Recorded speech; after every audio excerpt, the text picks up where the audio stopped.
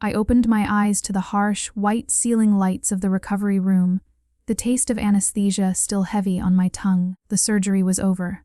A kidney transplant that had carried terrifying risks. But I was alive. I should have felt relief. Instead, I felt a suffocating weight I couldn't explain. Then I saw her, Judith, my mother-in-law, sitting beside my hospital bed, a smug smile curling the edges of her mouth. She leaned in, her perfume overwhelming. "It's done," she whispered. "What's done?" I asked, my voice raw. "The lakehouse. It's sold. You don't deserve it anyway." My pulse spiked, the heart monitor betraying my panic.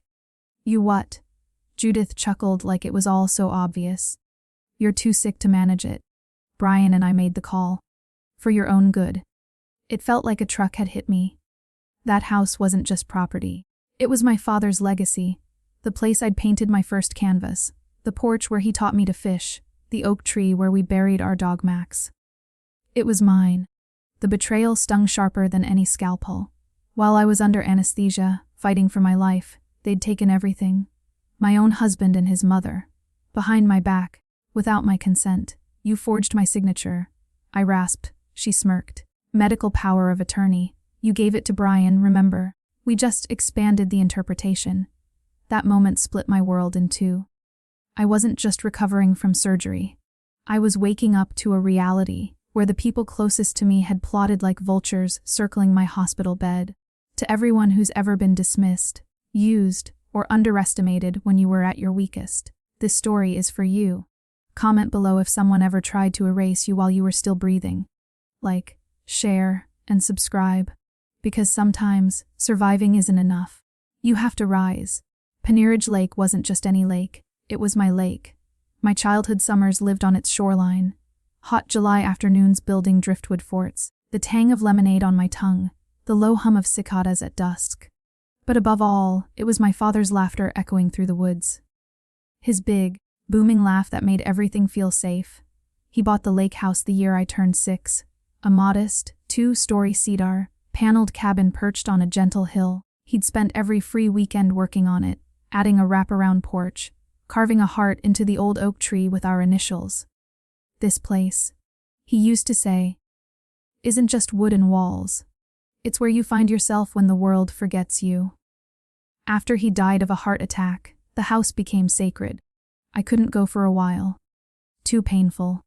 But I never stopped paying the taxes. Never stopped mowing the grass or sending a neighbor over to check on it. And when my lupus diagnosis hit like a wrecking ball, I started going back, alone, quietly, just to sit on the porch and pretend he was still beside me. Brian never understood. He thought it was just sentimental clutter. His mom? She called it rotting burden. But that house kept me going. When the fatigue hit, when my hands swelled, when I couldn't even paint, I'd sit at that lake and breathe. I'd remember my dad's voice telling me, "You're more than your body, baby girl." That was the home they stole while I was fighting to stay alive. The kicker. Judith had always resented that it was left to me, not to her son. After Dad's funeral, I saw it in her eyes, a flicker of something ugly. She said things like, "Shame it's such a responsibility for someone so busy," or, "Wouldn't it be better for a family to use it?" Each remark like a tiny shard of glass. I should have known. I should have listened to my gut, but I trusted them, my husband, my family. I thought they'd at least respect my grief, my illness, my father's wishes. Now, standing at the edge of this betrayal, all I can think about is that carved oak tree, still standing, still holding our initials. A silent witness to a legacy worth more than any market value. They sold off memories, but they didn't sell my spirit. When I first met Brian, he was charming in all the right ways. Funny, respectful, a good listener. We met at a gallery benefit, and I was captivated by how seriously he took my art. Not many men in finance even remembered the names of the pieces they'd just walked past, but Brian, he quoted one of mine back to me. I fell hard. We moved fast, married within 2 years, and at first, it was good, better than good. He encouraged my career, bragged about my exhibits, brought flowers to my openings. But after my father passed, something in him began to shift, and I began to shrink. Judith, his mother, moved closer after her own husband died. I understood her grief. I tried to be patient, but she didn't just need support. She needed control of everything. At first it was subtle. She'd pop by with soup and opinions. Then it turned into her reorganizing our pantry, leaving decorating magazines open with sticky notes. "This would look great in your lake house." It escalated quickly. She'd whisper doubts into Brian's ear. "Isn't Emily overexerting herself? Do you think she's handling her finances wisely? Don't let sentiment cloud smart decisions." Suddenly, Brian was double-checking my bookkeeping, suggesting we cancel my spring art show, and asking why I didn't just take time off and rest. His tone changed from supportive to patronizing, and every time I pushed back, he'd say, "Mom's just trying to help." By the time my lupus diagnosis came, I barely recognized him. When I told him, he looked stricken. But instead of holding me, he held his phone searching clinical trials and alternative treatments. He turned into a manager instead of a partner. Schedules, spreadsheets, directives. Judith called twice a day. "How's our girl doing?" She'd purr. Our girl. The lake house became a battleground. Judith kept bringing it up at dinner, asking, "You don't really plan to keep it, do you?" She even brought over real estate pamphlets. "No pressure, dear, just in case." Every cell in my body screamed that something was off. I started keeping secrets, driving up to the lake alone, sitting in silence, crying where no one could see. That house was the only place I felt like me anymore. When my kidneys started failing, the emergency surgery was scheduled within a week. Judith came over to help pack. That's when she laid it all out. "You know," she said, folding a sweater. "That house is likely what's dragging your health down. Stress like that, a burden like that, you should really let it go." She said it so casually, like she wasn't slicing me open without a scalpel. Then came the power of attorney documents. Judith and Brian insisted it was just for the hospital. I almost signed. I almost handed over my entire life. But something, maybe my dad's voice in the back of my mind, made me pause. I called my friend Marcia, who'd always been suspicious of Brian's team player mask. She told me flat out, "Do not sign those papers. That is not standard. Get your own lawyer." So I did, quietly. I had a limited medical PO drawn up, very specific. Medical decisions only, no finances, no real estate. Brian was irritated, but I didn't care. Then, a day before the surgery, I found Judith in my kitchen with a man I didn't recognize. They were reviewing photos of the lake house. "This is Darren," she said smoothly, "just an old friend from church who does insurance. We're reviewing coverage." My blood turned cold. That night I saw a text on Brian's phone, from Darren. Closing could happen within 72 hours for the right buyer. They were planning this before I was even on the table. That's when I knew. Not only was my body under attack from lupus, my life was under attack from the very people who should have protected me. Lupus is a thief. It doesn't crash in and steal everything all at once. It chips away at you, slowly, quietly. At first, I thought it was just fatigue. I'd cancel plans, take longer naps. Then came the joint pain, the swelling, the tremors in my fingers that made it impossible to hold a brush. That was the cruelest cut. Art was my anchor, and lupus was ripping it from me. The official diagnosis felt like a death sentence cloaked in medical jargon. Systemic lupus erythematosus, autoimmune. No cure. I remember staring at the ceiling in the rheumatologist's office, hearing her say words like immunosuppressants, renal monitoring, and organ failure, and then just silence. Brian tried to be present at first, but his version of support felt cold, clinical. He printed spreadsheets of medications, made Excel files for appointment times. And Judith, she practically moved in, cloaking her interference in Fox concern. "I'll help manage your bills," she said. "You just rest." She started organizing drawers, reviewing mail, offering to streamline things for when I was in the hospital. At first, I appreciated the help, until I realized she had memorized my bank passwords. Then it was, just in case, and you never know. I should have screamed then. I should have changed every login. But when your body is failing, and your mind is clouded by pain and meds, you don't always fight back. You cling to the hope that those around you will do the right thing. They didn't. I overheard them one night, Judith and Brian whispering in the kitchen, just outside my bedroom door. Her voice, always so syrupy in public, had turned sharp. "She's not thinking clearly," she said. "We have to act while we still can. This is about securing your future, Brian." I froze. My blood turned to ice. They weren't talking about treatment. They were talking about me, like I was already gone. 3 days before the surgery, Judith came in with more papers. "Just to make sure everything's covered," she said. "You wouldn't want your medical decisions delayed if you're under." It was a full power of attorney, broad and terrifying. Property, banking, sales. I scanned it, my hands trembling. "This isn't just medical. It's standard," she insisted. "We just copied what our lawyer gave us." "I'll get my own?" I said. And for the first time, I saw a crack in her mask. That night, I called Marcia again, whispering from the bathroom floor, the only place I could find privacy. She didn't hesitate. "Emily, you're not crazy. They're planning something. You need legal backup now." The next morning, my attorney drafted a new power of attorney, limited only to medical treatment decisions. I handed it to Brian at breakfast. "This is what I'm comfortable with," I said. His face fell. "This doesn't give me enough flexibility," he said. "It gives you what you need," I replied, nothing more. His silence screamed louder than any protest. 2 days later, I came home early from a blood test. I should have been resting. Instead, I walked into my own kitchen and saw Judith sitting with a real estate agent, laptop open, photos of the lake house on the screen.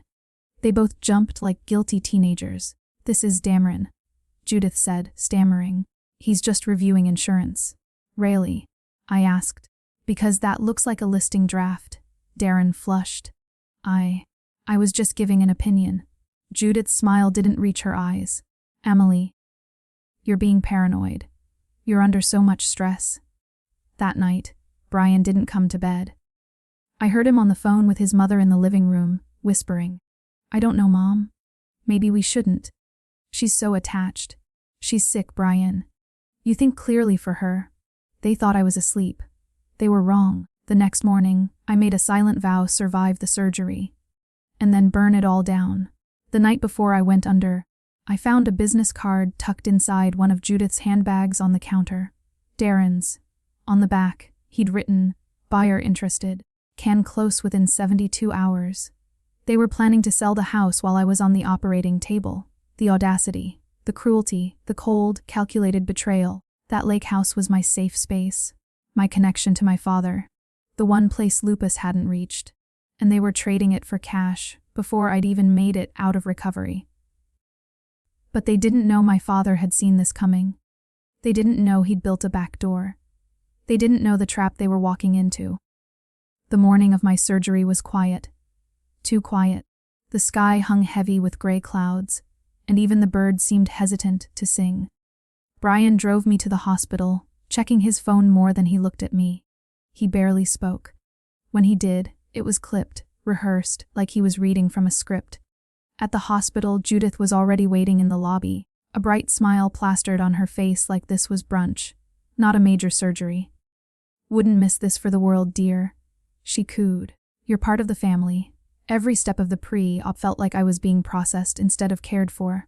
Vital signs, IV lines, consent forms, machines beeping. But my mind wasn't on the surgery anymore. It was on the business card in my wallet, the whispers in the kitchen, the photos of the lake house I hadn't authorized. I looked Brian in the eye as they wheeled me toward the OR. "Only the medical decisions we discussed," I said firmly. "Nothing else. I mean it." His mouth opened, closed, then nodded. "I love you, Emd." Those were the last words I heard before the anesthesia pulled me under. When I woke up, groggy and in pain, the room was dim, the air dry. I expected to see Brian. Instead, Judith sat at my side, her hands folded neatly in her lap like she owned the place. And me. "Where's Brian?" I croaked. She smiled without warmth. "He's taking care of some important matters. Don't worry, sweetheart. Everything's being handled." Then came the nurse. Cheerful. Oblivious. "You have such a caring mother-in-law. And I hear there's a big real estate transaction going through today. What a blessing." The heart monitor betrayed me before I could speak. My panic was immediate. "Real." The nurse paused. "Let's keep you calm, okay? Your body needs rest." I stared at Judith. You sold it. She didn't deny it. She leaned in close, almost proud. It's done. The papers are signed. The money is in our account. We did what was necessary. You forged my name, I whispered. She waved a manicured hand. Details. You gave Brian power of attorney. He used it, wisely. That house was wasting away. You should thank us. It felt like drowning. When Brian finally showed up hours later, his face said it all. Guilt, fear, defensiveness. We had to act quickly, he said. Darren found a buyer. Cash. No inspections. If you waited, I would have had a say, I snapped. My throat burned, but my fury kept me speaking. That was my father's house. You had no right. He ran a hand through his hair. You don't understand. Your treatment, it's expensive. Even with insurance, the specialists, the long-term care, it's hundreds of thousands. It's not your decision, I said coldly. Not your right, not hers. Judith reappeared in the doorway like a specter of greed, smug and victorious. You should be grateful, Emily. You're sick. You need help. You don't deserve the burden of property. You never did. That was it. The line was drawn. My voice, despite my weakness, was steel. Get out, both of you. The machines beeped wildly. Nurses rushed in. Brian tried to calm me. Judith rolled her eyes. She's hysterical. This proves we were right. They were escorted out of the room. I lay there, shattered, but something flickered in me. A memory. My father, sitting on the porch of the lakehouse, saying, if they ever come for this place, you fight smarter, not louder. That's when I remembered the call I made to my dad's lawyer. Franklin, weeks ago. I hadn't told Brian. I hadn't told anyone. Franklin had warned me, if they try anything shady, your father put protections in place. Bring me the documents. Bryn and I'd set up a trust. Verified the property split, 2 lots, A and B different protections. I'd stored all the originals in a private safety deposit box, untouchable. The power of attorney they used, it wasn't enough. It was limited to medical decisions. So when Darren, the real estate agent, called me the next morning, confused, panicked, it was almost poetic. He said, there's been some confusion about the deed. The buyers thought they purchased the entire lake property, but Lot A, the main house, it's still in your name, untouched. And who signed the sale papers? I asked. He hesitated. You apparently, but the notary's questioning it. The power of attorney wasn't valid for real estate. It wasn't me, I said. And that sale, it's fraud. Judith and Brian hadn't just stolen from me. They'd walked into a legal trap. The house was still mine.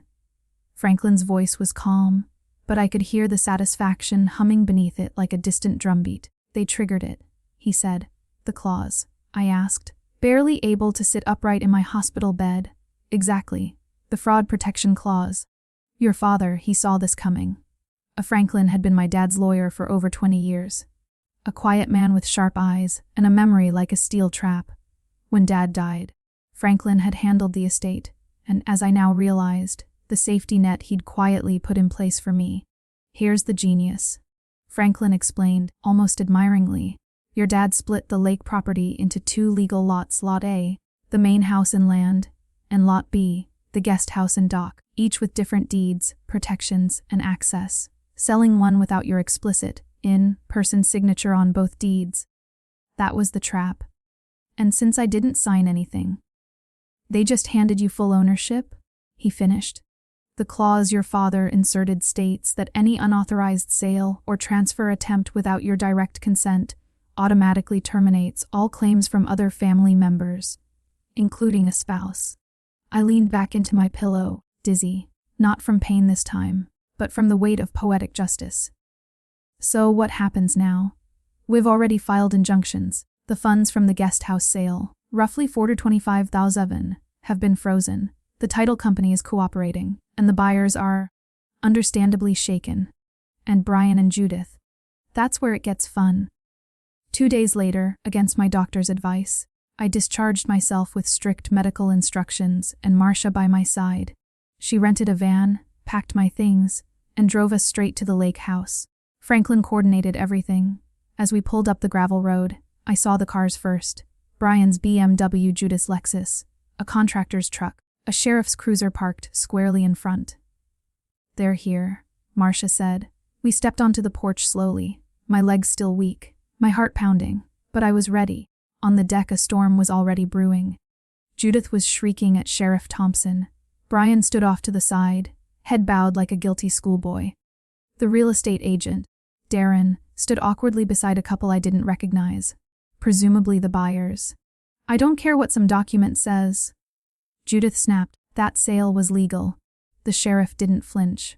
"Ma'am, I'm simply delivering notice of the consequences, per the trust established by Harold Bennett Jenkins." That's when I stepped into view. Judith froze. Brian's head jerked up. "Emily, you didn't expect to see me standing, did you?" I said. "You should be resting," Judith hissed. "I'll rest after I take back everything." Franklin emerged from the house, documents in hand. "Allow me to clarify," he said smoothly. "To the buyers, you legally purchased Lot B. However, due to the fraudulent circumstances, you're entitled to rescind the sale. Your funds are safe." The wife spoke first. "We were told we were buying the whole property. We'd like a refund."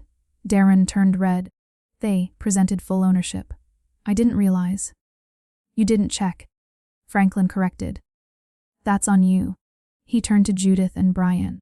"Per the trust, your actions triggered full transfer of both properties solely to Emily. All marital and inheritance rights are terminated. Furthermore, the proceeds from the sale legally belong to her, not to you." "You can't do this," Judith shouted. "You did this," I said, voice steady. "You forged my name. You used a medical POA illegally. You stole from me while I was unconscious. You were too sick to handle it." "You don't get to decide what I can handle," Judith lunged. Sheriff Thompson intercepted her. "Ma'am, I strongly recommend you leave while you still have that option." "You'll regret this, Emily. You'll be alone." "No," I said. "I'll be free." Brian's voice cracked. Please, we didn't mean." "Stop." I raised a hand. "The divorce papers are coming tomorrow. Don't contest them. If you do, Franklin has enough evidence to bury you in court." Judith tried one last time. "This was a misunderstanding." "No," I said quietly. "This was greed, and my father saw it coming." Over the next weeks, everything unfolded exactly as Franklin had predicted. The buyers rescinded. The funds were transferred to me. Brian and Judith tried to fight it, briefly, but once they realized the weight of evidence, they backed down. The forged documents, the texts, the notary questioning the signatures. Judith was forced to return every penny she'd spent from the account, including the down payment on her new Mercedes. Brian, he moved out quietly. His firm placed him on leave. His name was whispered through circles that once praised him. He sent a letter of apology, 10 pages, handwritten. I read it once, then filed it away. Marcia moved into the lakehouse with me during my recovery. She made coffee in the mornings, grilled me cheese sandwiches at night, and threatened to slash Judith's tires, at least once a day. "Justice looks good on you," she said, watching me repaint the porch rails one afternoon. "I had help," I said, glancing at the horizon. My dad's oak tree stood tall, the initials still carved, still visible, still mine. And so was everything else. Judith once said, "No one humiliates me and gets away with it." And yet there she stood, humiliated, cornered, and for the first time in her life, completely powerless. After the confrontation on the deck, the legal wheels began spinning faster than I ever imagined. Franklin wasted no time filing formal fraud complaints. The forged documents, the unauthorized sale, the misuse of a medical POA, each became its own weapon in the arsenal of justice. The sheriff's department launched an investigation within days. The notary who had witnessed my signature admitted under questioning that she never actually saw me sign, just trusted Judith's assurance that Emily approved everything. That admission alone unraveled their defense. Brian's investment firm, upon learning of the scandal, placed him on indefinite leave. His reputation, once untouchable, was now radioactive. Clients pulled accounts. Partners distanced themselves. He tried to reach out to me, texting apologies, asking for a meeting. I never responded. Judith, of course, tried a different tactic. Aggression disguised as victimhood. She filed a countersuit, claiming emotional distress and asserting that the trust was manipulated and unfairly biased against true family. It was thrown out in less than 10 minutes. The judge, a stone-faced woman who reminded me of my old high school principal, looked Judith dead in the eye and said, "This court does not entertain the grievances of those who commit felony fraud and then cry foul when caught." It was delicious. Still, despite all the victories, I struggled internally. I had lost more than just the guest house. I had lost a husband I once loved, a family I once tried to be part of, and that loss came with grief, no matter how justified the fallout. I sat with Franklin on the porch one breezy afternoon. We were sipping lemonade, watching the lake reflect the late summer sky. "You're quiet today," he said. "I'm wondering if I should let it go," I admitted. "Drop the criminal charges. End it." He nodded, understanding. "Closure doesn't always mean punishment, but doesn't it?" I asked. "They deserve consequences. They're living them," he said. "Sometimes losing access to what they thought they controlled is the greatest punishment of all." That week, Brian sent me a settlement proposal.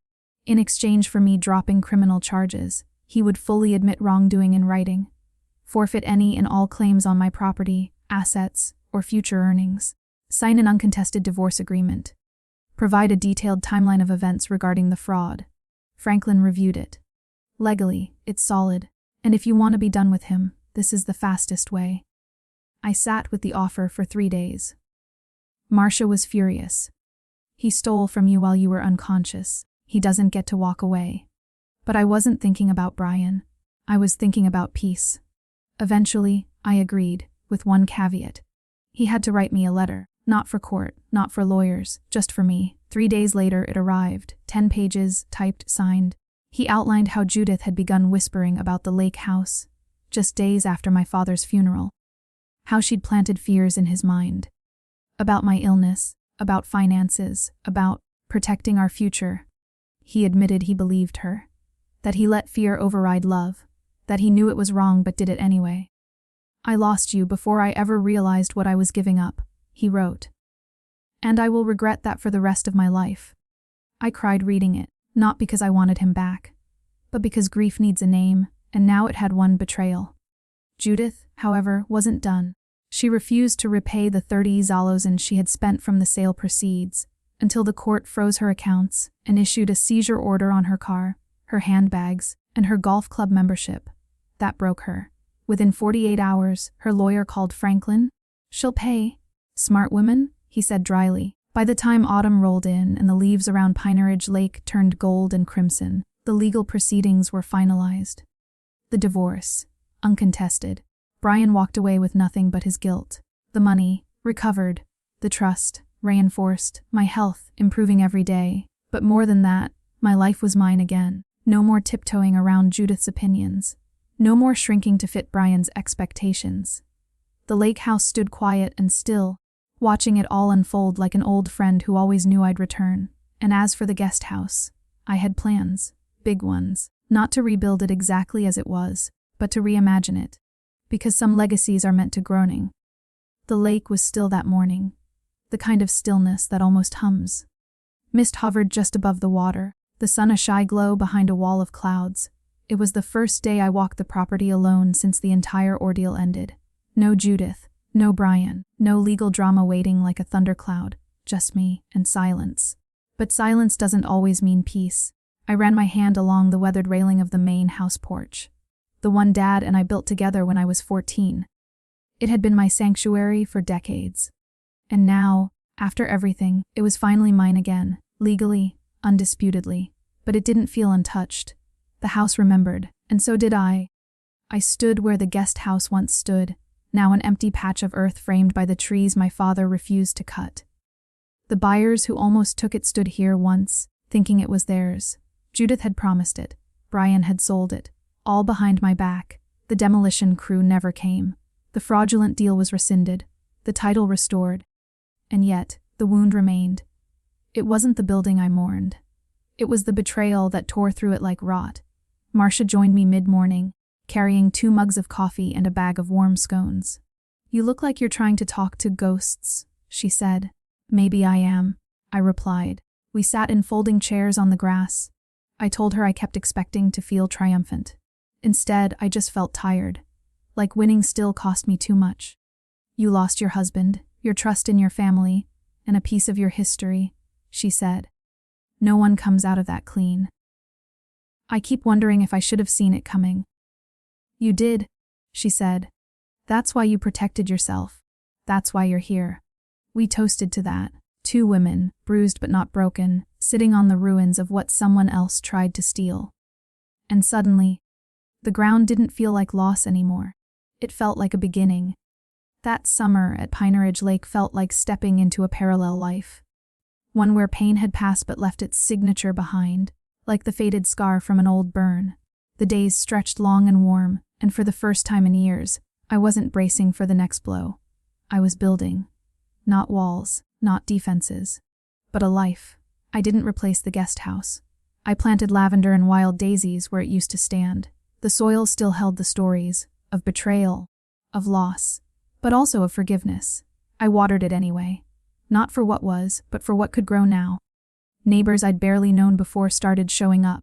George and Martha Kindler, whose property backed up to mine, brought fresh jam and folding chairs. We never liked Judith. Martha confessed with zero shame. She had the kind of smile that never touched her eyes. People said they admired me, for fighting back, for standing up. But the truth, most days, I was still just trying to breathe without bitterness. Then came the Bakers. A young couple from town, James, a high school teacher, and Sarah, who ran a tiny used bookstore. They reached out through Franklin, asking if the empty lot might ever be for sale again. Not for investment, they promised. For family, for weekends, for memories. At first, I hesitated. After everything, handing over any piece of that land felt unthinkable. But when they brought their kids to visit, two wide-eyed children who ran to the shoreline like it was the edge of the world, I felt something shift. Maybe the best way to honor what was lost is to let something new begin. I sold them the lot with one condition: it would be a home, not a commodity. They agreed, without hesitation. As construction began, I sat on my porch with Marcia, watching the Bakers pitch their first tent while they waited for permits. Laughter rang across the lake. "You're not just surviving anymore," she said. "I know," I replied, "because surviving means holding on, but rebuilding, that means letting go, intentionally, bravely, and still choosing to grow. Not because I felt healed. Not completely, but because I felt whole. Losing the guest house, my marriage, my illusions, it all forced me to rebuild not just my life, but my identity. I wasn't just Emily, the woman who was betrayed. I became Emily, the woman who fought back. I began hosting weekend retreats at the lakehouse, quiet getaways for women recovering from chronic illness, heartbreak, or both. No big advertisements. Just word of mouth. We painted, we cooked. We sat on the porch in silence and let the trees do the talking. Every session began with the same message. This place was almost stolen from me. But I learned you can reclaim more than just land. You can reclaim yourself. I never saw Judith again. Brian wrote once, a final letter filled with remorse. I didn't respond. Some chapters deserve no sequel. Instead, I watched the seasons change from my front porch. I planted herbs in the windowsill. I adopted a dog, a mutt named Jasper who guards the oak tree like it's sacred. Maybe it is. I still live with lupus. That part hasn't changed, but I've learned to live alongside it, not underneath it. To the ones who've ever been told they were too weak, too emotional, too incapable. To the ones discarded while they were vulnerable, I say this: you don't have to fight like them to win. Sometimes the quietest strength is the one that endures. Comment below if you've ever had to reclaim something. Your voice, your worth, your peace.